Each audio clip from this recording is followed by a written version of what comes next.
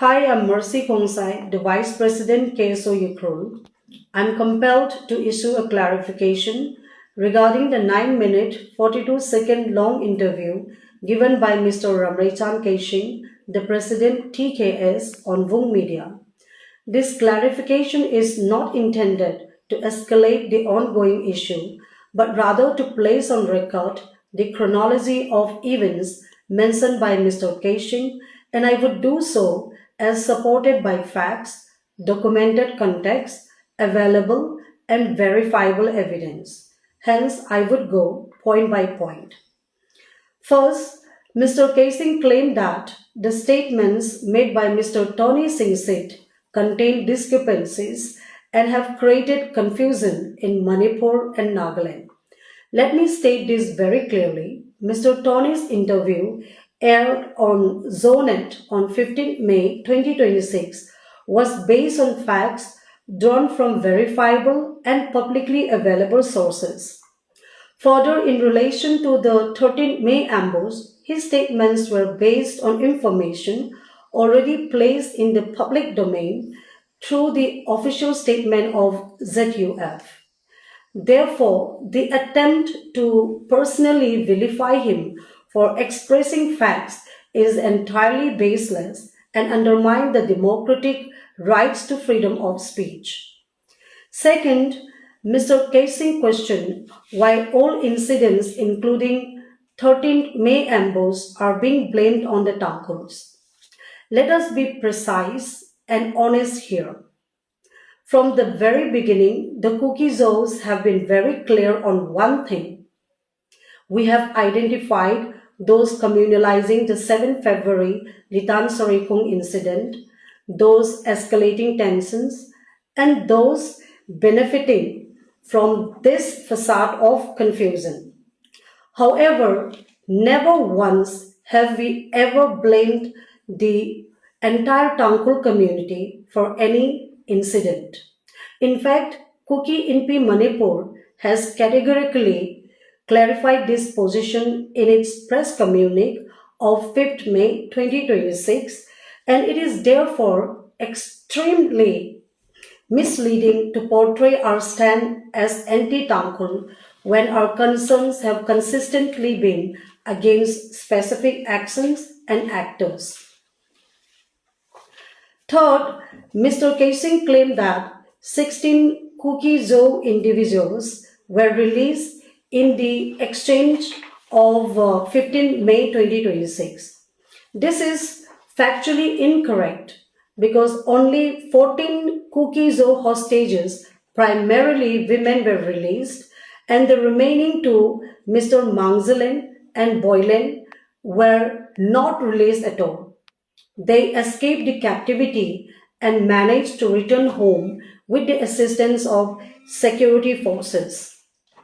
You see, accuracy matters in time, especially in times of conflict, because misinformation only deepens mistrust. And as I talk here today, 14 Kuki-Zo men, out of which 3 are students, are still held captive.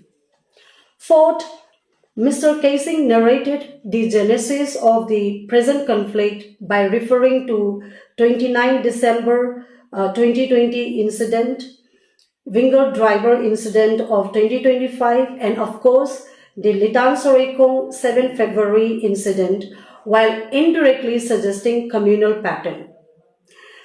So let me provide the necessary and complete context of each past incident mentioned by Mr. Keishing. First, to understand the 29 December 2020 incident, one must understand the background. So Mr. Zim and Mr. Achan, both Tangkhul individuals, were members of the Litan-Sareikhong Double Lane Compensation Committee. Because of their involvement, they were accused of siding with Kukis amid the long-standing land dispute between Mr. Hemkhutang Baite, chief of Litan-Sareikhong, and Mr. Bungray Kasar, headman of Sikibo. Subsequently, Mr. Zim was abducted by Mr. Bungray and his associates, Importantly, the people of Litan-Sareikhong, irrespective of community, protested against the abduction of Mr. Zin. Though the OC Litan police station initially failed to secure the release of Mr. Zin, the SP Ukhrul later felicitated the release of Mr. Zin. Following this, on 29 December 2020, Ramreichan and his associates attempted to abduct Mr. Achan in a boastful manner in broad daylight. Witnessing the scuffle, citizens of Litan-Sareikhong, again irrespective of community, intervened to stop the abduction. During the altercation, Ramreichan was assaulted by the crowd, but it was the Litan-Sareikhong village authority and elder, Mr. Alal Baite, who helped Mr. Ramreichan escape safely to Litan police station. A week later, through the initiative of then MLA Mr. Alfred Arthur Kangam, a compromise meeting was held at Litan police station, attended by leaders including MLA Leishio. Both the chief of Litan-Sareikhong and headman of Sikibung were advised to pursue legal mechanisms for resolving their land dispute and to refrain from portraying it as a communal issue. This is important because facts clearly show that the 2020 incident was purely rooted in land dispute, not ethnic hostility. Eventually, the matter was adjudicated twice in succession, and on both occasions, the verdict unequivocally favored Mr. Hemkutang Baite, chief of Litan-Sareikhong, apparently leaving Mr. Ramreichan of Sikibung harboring an unreasonable grudge against Mr. Hemkutang Baite. And as for the winger driver incident of 2025, the occurrence took place in the middle of Mongkutchepu on 26 June 2025 around 7 p.m. Primarily due to reckless overspeeding by the winger driver in a residential area and poorly conditioned stretch of road. After hitting a pothole, the speeding winger splashed muddy water onto scooter riders approaching from the opposite direction and triggering confrontation that escalated following the driver's condescending remarks. The matter was later taken up at Litan police station and resolved largely in line with demands from Tangkhul side, including compensation initially fixed at 5 lakh, later reduced to 2 lakh, with the chief of Mongkutchepu and 3 others compelled to sign a pre-drafted agreement.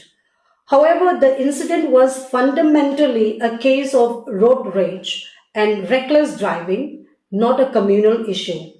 Now coming to the so-called incident of 7 February 2026, Litan-Sareikhong incident, alleged to have triggered the ongoing conflict, I will not dwell into details as the matter has already been extensively discussed and the statements of those involved are publicly available. It does not change the fact that it was a drunken brawl, but what remains evidence, however, is that Mr. Ramreichan Kasar, the headman of Sikibung, appears to have conveniently and successfully exploited the incident to effect the removal of Kuki-Zos from Litan-Sareikhong through force of numbers, an outcome he had failed to achieve through lawful means. So cherry-picking past incidents and interpreting them exclusively through a communal prism to justify the ongoing conflict is fundamentally misguided. What is often projected as the origin of the present unrest may equally be seen as the consequence of prolonged suppression and condescending treatment endured by the minority community at the hands of the majority community. Further, Mr. Keishing claimed that only two Kuki-Zo villages are situated along NH 202 and that no Kuki individual has ever been assaulted by Tangkhuls along along this highway stretch. Again, this is absolutely incorrect. Let's keep this straight on record that there are three Kuki-Zo villages situated along the National Highway 202, namely Litan-Sareikhong, Mongkot-Chepu, and Shanghai. Moreover, on 2nd March 2026, a Kuki-Zo man of Mongkot-Chepu, traveling with his wife, mother, and children, was assaulted at Namthi Lok along NH 202, which is between Mongkot-Chepu and Shanghai, by three Tangkhul men from Reha village. Therefore, to suggest that no such incident ever occurred is factually misleading. Fifth, Mr. Keishing indirectly questioned the sincerity of the Kuki-Zos regarding peace by saying peace cannot emerge from lies and hypocrisy and asked peace at what cost. If we genuinely examine who pursued peace, the answer lies in facts, not in rhetoric and selective narrative. Let me recount the meetings held since the beginning of this conflict, especially because I personally attended the first three meetings. So, 8 February 2026, Litan Police Station meeting. This was the first meeting in relation to this ongoing conflict. The Tangkhul side was represented by Mr. Mashungmi Zinkhe, whose conduct from the very moment we met was hostile, openly hostile and condescending. In the presence of senior officers like IG Angam, DIG Ningsem Vasum, SP Babita, SDO Ukhrul, and officers of 8 Bihar Regiment, negotiation could not meaningfully begin due to threats made by Mr. Zinkhe and his TKS colleagues, including statements like, "Now you see what we will do."